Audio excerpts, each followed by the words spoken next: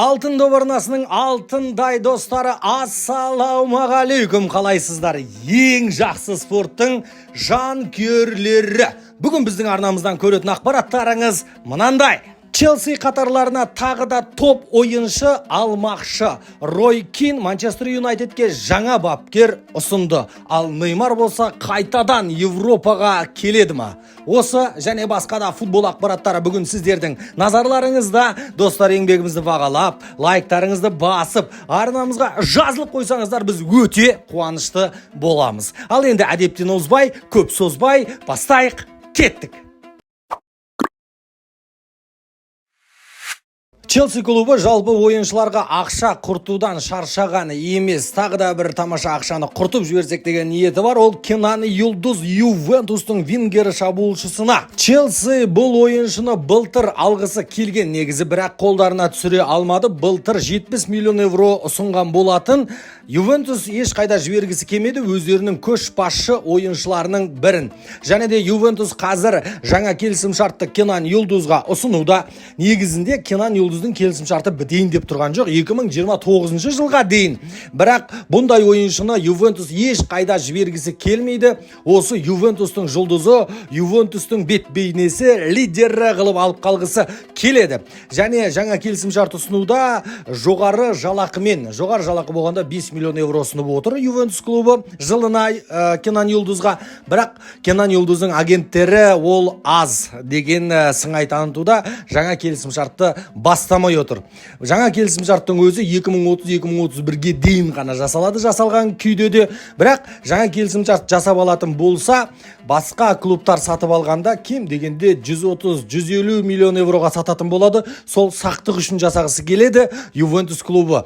Бірақ Челси клубы бізде әлі де мүмкіндік бар, шанс бар деп тағы да жақындап жатыр дейді. Кенан Юлдуздың айналасымен сөйлесіп жатыр, және де Ювентуспен сөйлесіп келістіруге тырысып жатыр. Бірақ Ювентус 100 миллион евродан кемде кем Кенан Юлдузды сатпаймыз деп отыр. Енді Челсидің осы жасап жатқаны дұрыс па енді? Челсидің өзінде де аз емес қой вингерлар, өте күшті мықты вингерлар бар. Бұның бәрін ала беріп не істейді, мен түсінбеймін. Бір енді Кенан Юлдуз негізі Ювентусқа өте тамаша жарасатын сияқты меніңше. Бірақ ол жақта да Кенан Юлдузды қалдырмайды, жан-жақтан талап жатыр. Барселонада Кенан Юлдузға ұсыныс жасап жатыр деген ақпараттар шығуда. Енді Барселонадан қарағанда Челсидің ақшасы бар, Челсидің ұсынысы жақсырақ, нақтырақ болып көрінетін шығар Ювентус клубына, бірақ таңдау Кенан Юлдузда.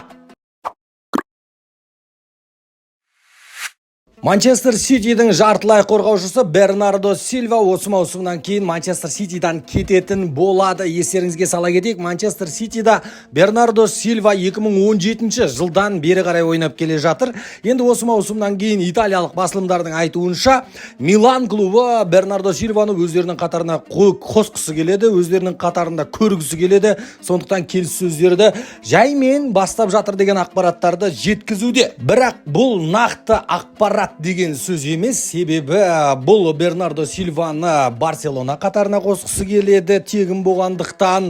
Одан бөлек Бенфика қатарына қосқысы келеді. Ювентустың да ойы бар деген ақпараттар бар, және де Сауд Арабиялық клубтарда жақсы жалақы беріп өздеріне жұлып алғысы келіп отырған сияқты. Енді Бернардо Силвада таңдау Европада қалып тағы да дүркіретем десе өзі біледі, ары қарай қанша мансабым қалды дейсің, бір ақша табайын деп Сауд Арабияға кетсе де өзі біледі. Бірақ Бернардо Силва қандай шешім қабылдайды, оны біздің YouTube арнамыздан бірінші болып білетін боласыздар. Сондықтан да жазылып қоңыраушаны басып қоюды ұмытпаңыздар. Біз ары қарай ақпараттарымызды жалғастырамыз. Арсенал клубы Мартин Эдегорды өздерінде сақтап қалғысы келеді, дәл Кенан Юлдуз сияқты. Енді бұл Эдегорға қызығып отырған клубтарда жоқ емес, бар, Пари Сен-Жермен бар деген ақпараттарда шығуда.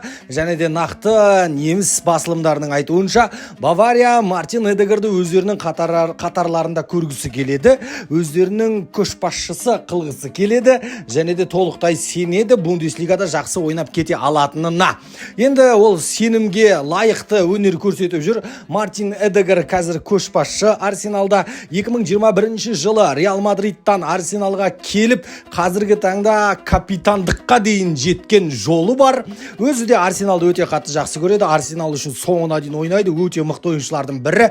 Сондықтан да Арсеналдан оңайлықпен кете қоймайтын шығар. Себебі Арсеналда бұндай құнды ойыншы үшін жалақысын көбейтіп, жақсы келісімшарт ұсынуға дайын. Қазіргі Эдегардың келісімшарты Арсеналмен 2028 жылдың жазына дейін. Рой Кин Манчестер Юнайтедке жаңа бапкер ұсынды. Ол бапкер Атлетико Мадридтің бапкері Диего Симеоне. Осы Диего Симеонені Манчестер Юнайтедке алып келсе, бәрі өзгерер еді, дейді Рой Кин. Енді бәрі өзгергенде қалай өзгереді? Қазір біз шабуылдаушы Манчестер Юнайтедті көргіміз келеді, бірақ та Атлетико Мадридтің бапкері Диего Симеоне қорғанысты көп ойлайтын бапкерлердің бірі. Бұл қай жағынан жақсы сәйкес келеді Манчестер Юнайтедке белгісіз. Рой Кин айтады, сендер оның шабуылдауына күмәнданбаңдар. Реал Мадридқа да 5 гол салып тастады ғой, ол ойнататын кезде ойната біледі дегенде жауапты айтты. Бәрі жақсы, Диего Симеоне өте авторитет бапкерлердің бірі, және оның авторитетіне күмән жоқ. Ол өзгерте алуы мүмкін Манчестер Юнайтедті, бірақ та супер Манчестер Юнайтед қылады дегенге сену қазіргі Атлетико Мадридтің тұрған турнирдағы кестесіне қарап айтуға да болады. Ол жерге де қарасаң көп сұрақтар туындап кетеді. Сондықтан да нағыз Манчестер Юнайтедке керек бапкер осы Диего Симеон бе, жоқ ба деген сұрақта талқыланатын нәрсе, бір ауыздан келісіп кететін нәрсе емес. Бірақ енді Диего Симеонені мен өзім Рой Кинға қосылып, бір Манчестер Юнайтедте көруге болатын сияқты. Сіздердің ойларыңыз қалай? Қазіргі Рубен Аморимнің жүре бергені дұрыс, айналайын тыныштық керек. Ары қарай быт-шыт болып кетпесінші деп ойлайсыздар ма? Немесе осы Диего Симеоне келіп, бірдеңкелерді өзгертіп, Манчестер Юнайтедті тұрақты команда қыла алады деп ойлайсыздар ма? Жалпы Диего Симеоне бір ойынға ғана бағытталмаған бапкер. Жалпы ол турнирға, сезонға, маусымға, соңына дейін ұзақ мерзімді жақсы ойнай білетін бапкерлердің қатарында. Наполи клубы өткен қыстан бастап мамырға дейін жазғы трансферлік терезеге дейін ойланған осы Неймарды қатарларымызға қоссақ қалай болады деп. Бірақ енді ойлана келе шешімді Де Брюнеге бұрған, Де Брюне дұрыс болады деген, себебі Неймардың жарақат алып қалуы көп болғандықтан. Қазір қайтадан ойланып жатыр, Неймарды қыста қатарымызға қоссақ қалай деген шешімдерді қазір шешіп жатыр екен Наполи клубы. 33 жастағы Неймар қазір Сантоста ойнайды, дәл қазір тағы да жарақатта. Енді Наполи клубына қазір қаржы жағынан, ертең демеушілерді алып келу жағынан өте жақсы болады. Неймардың өзіне де жақсы шығар. Наполида ойнаған деген ой бар. Енді Наполи шынымен де өздерінің ойлаған ойына жеткісі келетін болса, Неймар Наполиға келуге өзінің келісімін береді меніңше. Сіздердің ойларыңыз қалай? Неймардың Наполиға келгенін қалайсыздар ма? Қайтадан Неймар Чемпиондар лигасында ойқастай алады ма? Бүгінге осы достар, назарларыңызға рахмет. Бізбен бірге болыңыздар. Арнамызға жазылып қоңыраушаны басып қоюды ұмытпаңыздар. Біз сіздер үшін жиі футбол ақпараттарын шығарып тұрамыз. Сондықтан да бізден алыстамаңыздар, достар.